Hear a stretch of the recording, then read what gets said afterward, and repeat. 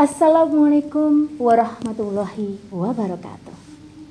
Alhamdulillah, akhirnya kita sudah memasuki sekian hari selama bulan suci Ramadan. Dalam melakukan ibadah puasa selama berapa hari ini, dalam kita beribadah, dalam kita berusaha memperbaiki diri, tentu saja kita juga memerlukan hal-hal lain yang harus diperhatikan, dan salah satunya belajar mengenai hukum ataupun ilmu baru dalam puasa itu sendiri. Nah, hari ini saya akan membahas mengenai apa sih sebenarnya kelebihan atau keuntungan sahur yang harus kita lakukan ya, bukan harus, sebenarnya lebih sunnah untuk kita lakukan sehari-hari selama bulan suci Ramadan. Sahur ini merupakan salah satu rangkaian sebenarnya ketika kita berpuasa, dan ini memang biasanya dilakukan oleh Rasulullah SAW.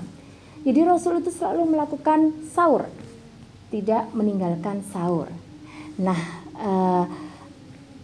namun bagi sebagian orang saat jam sahur itu merupakan saat-saat yang paling berat dan memalaskan sekali. Jadi mau bangun, mau melek, mau untuk makan itu rasanya berat sekali. Namun apa sih sebenarnya yang menjadi poin penting kenapa sahur itu diutamakan? Yang pertama adalah sahur yang kita lakukan itu menjadi pembeda bagi puasa yang kita lakukan dengan puasa-puasa lain yang dilakukan oleh agama yang non-muslim. Loh Bu, apakah di non-muslim ada puasa? Ya, di agama lain pun juga ada puasa. Nah, yang membedakan adalah kita memang diutamakan untuk melakukan sahur.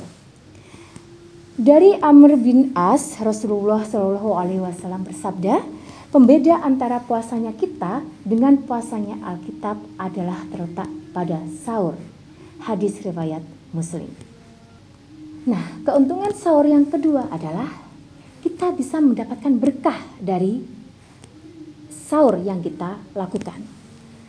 Dalam sebuah hadis, Anas bin Malik radhiyallahu anhu, Rasulullah SAW bersabda, makan sahurlah kalian, sesungguhnya di dalam sahur terdapat berkah. Hadis riwayat Bukhari dan Muslim. Jadi kawan-kawan semuanya, sahabat-sahabat semuanya, teman-teman mahasiswa ataupun mungkin dosen ataupun siapapun, dalam keadaan apapun kita usahakan untuk bangun pagi dan melakukan sahur sebagai penyempurna, sebagai pelengkap dari ibadah puasa yang kita lakukan. Nah, untuk keutamaan yang ketiga adalah kita mendapatkan cipratan sholawat dari para malaikat.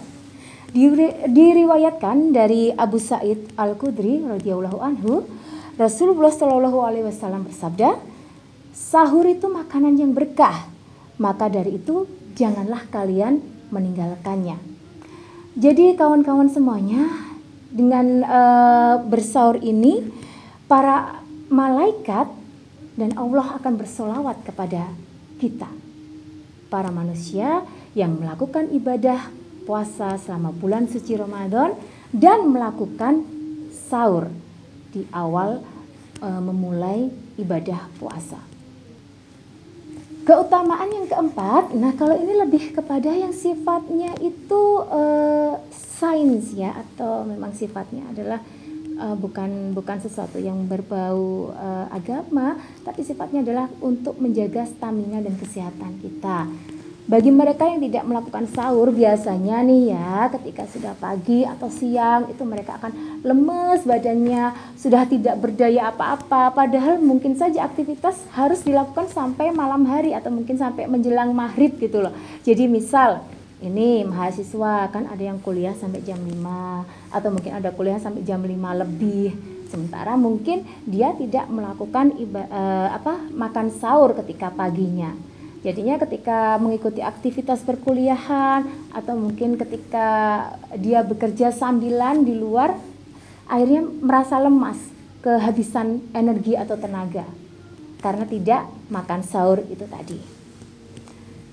Yang kelima, keutamaan dari puasa ini, melatih untuk bangun pagi.